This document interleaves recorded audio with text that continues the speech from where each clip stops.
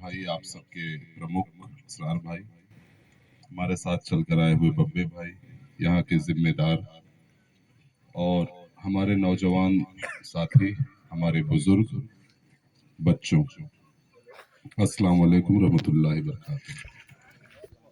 देखिए, नमाज का टाइम भी हो रहा है और मैं बहुत शॉर्ट में अपनी बात आप लोगों को बताना चाह रहा हूँ। बातें आप लोग रोज सुन रहे हैं, चीजें सब आपके सामने हैं, हालात भी आपके सामने हैं।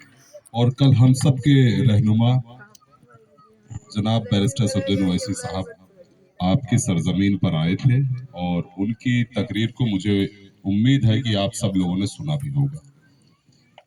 मुझे फक्र है कि मुल्क में 75 साल बाद, मुल्क के आजादी के 75 साल बाद कल वो दिन हमें नसीब हुआ कि हमारा अपना कायद, कोई हमारा अपना नेता आप हमारी इस सरजमीन पर एक ही दिन में, एक ही जिले में तीन तीन बार हेलीकॉप्टर से उतरा।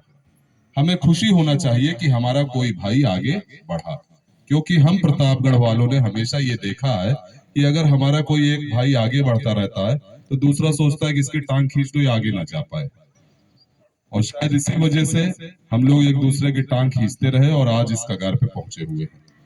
तो ये जो टांग खींचने वाले मसले होते हैं, इन सब मसलों से हमें दूर रहना है। हमें इस बात पर फक्र करना है कि ये दिन हमारे नसीब हुआ। लीडर बहुत थे, नेता बहुत थे आपके पास, हमारे पास। कभी आजम खान आया करते थे, कभी नसीमुद्दीन सिद्दीकी साहब आया करते थे, कभी सलमान खुर्शीद साहब आया करते थे, कभी कोई और आया करता था। ये सब हमारे नेता हुआ करते थे। लेकिन जब कभी आप जाओ और पूछो आजम खान साहब आपका नेता कौन है, तो वो कहते थे हमारा नेता मुलायम सिंह यादव है। आप जाइए सलमान खुर्शीद से पूछिए कि साहब आपका नेता कौन है, तो वो कहते थे हमारे नेता मैडम सोनिया गांधी जी हैं। जाइए नसीमुद्दीन साहब से पूछिए आपका नेता कौन है, तो वो कहेंगे हमारे नेता बहन कुमारी मायावती है। यानी हमारा आपका कोई नेता नहीं था, नेता पे नेता, नेता पे नेता, हम यही कर रहे थे। ये 75 साल बाद हमको नसीब हुआ कि हमारा अपना एक नेता है जो हमारी बात को कर सकता है। अब बात आ जाती है कि वो हमारी बात को करता है, कर सकता है कि नहीं कर सकता।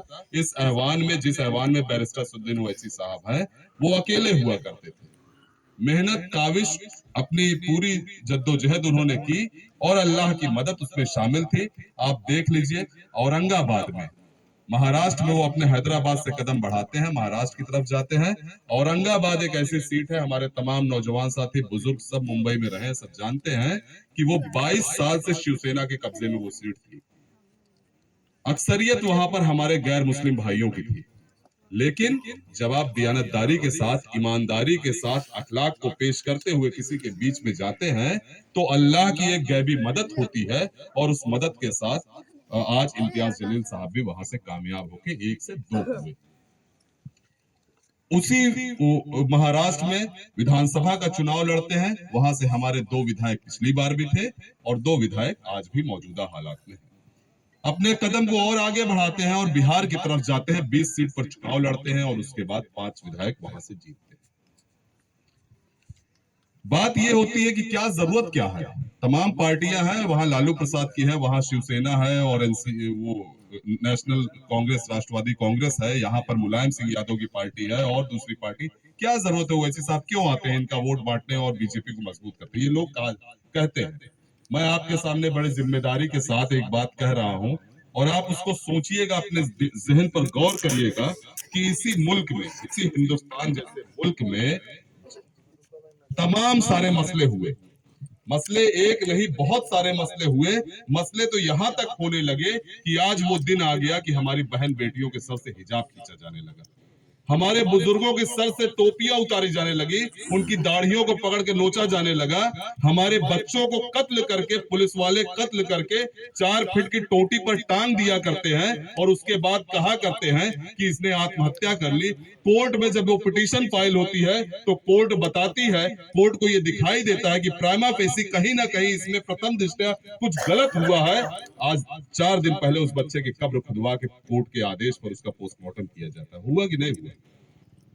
आप ये बताइए कि हमारे आपके रहनुमा लोग, अखिलेश यादव, मुलायम सिंह या XYZ जो भी थे, ये इस मुद्दे पर कब अपनी जबान खोले हैं? क्या कोई वीडियो, यहाँ तमाम हमारे नौजवान भाई खड़े, सब सोशल मीडिया पे जुड़े हुए हैं, एक वीडियो ऐसी निकाल दीजिए कि जिसमें ये दिखाई दे कि अखिलेश यादव हमारे मुद्दे पर बात करते हुए दिखाई दिए। शर्म तो मुझे, अफसोस तो तब होता है कि जब हिजाब जैसी चीज जो हमारे गैर मुस्लिम भाइयों की भी जरूरत है, उनका भी कल्चर है, उनकी भी बहन बेटियां पर्दा करती हैं, लेकिन क्योंकि बात मुसलमान की बेटी की थी, बात हमारी बहन की थी, बात हमारी बेटी की थी, तब अखिलेश यादव से जब मीडिया वाले सवाल पूछते हैं कि आप कहते हो कि उत्तर प्रदेश में हमें वोट मिल रहा है, कोई वजूद नहीं है ओवैसी की पार्टी के साथ कोई मुसलमान नहीं है, तो आप बताइए कि उस मसले पर आपका क्या कहना है। तब अखिलेश यादव कहते हैं आवाज नहीं आ रही है। क्या हमने नहीं देखा था? क्या हमने नहीं देखा कि अखिलेश यादव ने यह बात कही कि आवाज नहीं आ रही है? हमने अपनी आंखों से देखा। यही कानपुर था, कानपुर पे एक बुजुर्ग शख्स के नबी की सुन्नत दाढ़ी को पकड़ के जय श्री राम के नारे लगवाने की कोशिश की गई। उसकी 8 साल की बच्ची,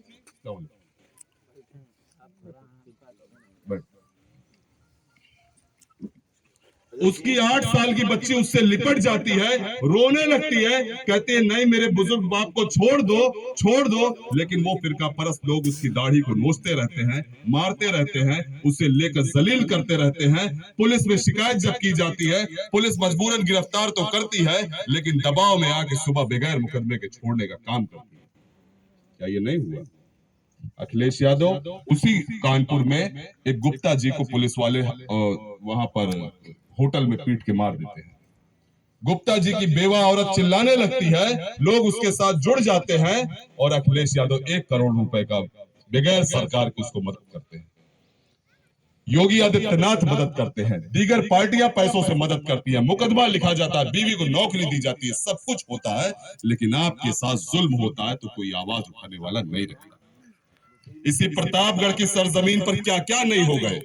120-22 नौजवानों को मैं जानता हूं, पर्सनली उनसे मिला हूं, जिनके दाहिने पैर में गोली मार के उनको अपाहिज बनाने का काम किया गया।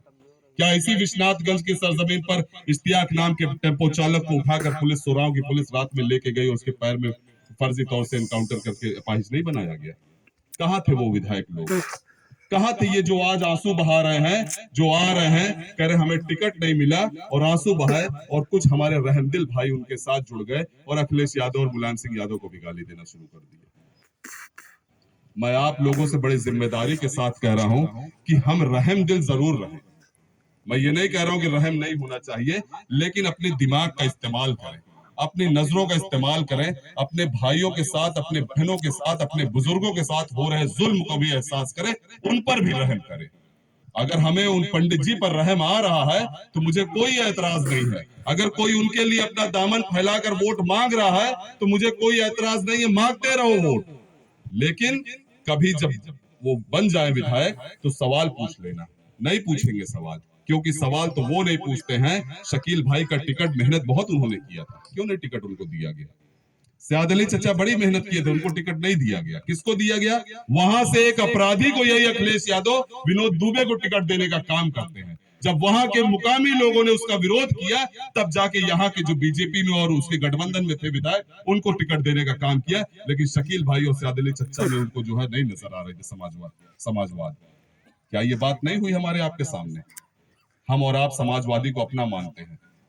किस बुनियाद पे समाजवादी को अपना मान रहे हैं? ठीक कोई समाजवाद मैं भी मानता हूं, हम भी वोट दिए हैं, हम लोगों के बड़ों ने भी वोट दिया है, रही होगी कोई समाजवाद, तब जरूरत पड़ी थी मुलायम सिंह यादव को और अलीगढ़ खुद चल के गए थे, आजम खान साहब को अपने कंधे पर बिठा कर लेकर जेल से कैनेडी हॉल में पहुंचे थे। उसी अलीगढ़ मुस्लिम यूनिवर्सिटी के आजम खान भी है, वही का तलबा मैं भी रहा हूं, मुझे पूरे इतिहास मालूम है इनका, किस तरीके से मुलायम सिंह यादव आजम खान को। लेकिन अब अखिलेश की समाजवाद है।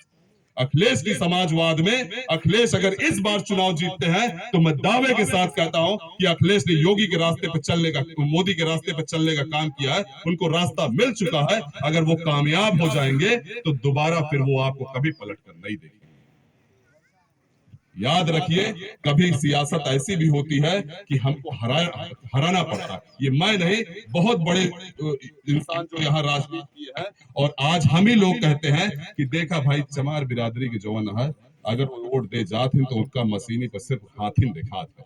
कहते हैं कि नहीं कहते हैं? ये इस वजह से कहते हैं क्योंकि उनके अंदर सियासी समझ पैदा हो गई। और उसके पीछे किसका हाथ था? मान्यवर काशीराम जी का हाथ था। आज हमारे पास तो इस टेक्नोलॉजी के दौर पे अच्छा माइक, अच्छा साउंड है, गाड़ी के घोड़ा है, हम तो चल के आ रहे हैं। लेकिन उस दौर में जब उन्होंने मेहनत की थी तो पैदल और साइकिल से चलने का जो मुझे सुना हूँ, जानता हूँ, ये था। और उन्होंने अपने लोगों को इस तरीके से जगा दिया कि ये सोच पैदा हो गई। और वही मान्यवर काशीराम जी कहे थे, पहला चुनाव हारने के लिए लड़ा जाता है, दूसरा चुनाव हराने के लिए लड़ा जाता है, और तीसरे चुनाव पे कहीं जाके आपको कामयाबी मिलती है। बाकी खुदा गैब से मदद कर दे तो कौन जानता है। इस वक्त अशफाक भाई के लिए गैब से मदद आई है। जहां से मैं देख रहा हूं, जहां से चीजों को मैं समझ रहा हूं, वहां से ये हो रहा है कि इसी विश्वनाथगंज में संजय पांडे को टिकट नहीं मिलता है तो निर्दलीय चुनाव लड़ने का काम होता है।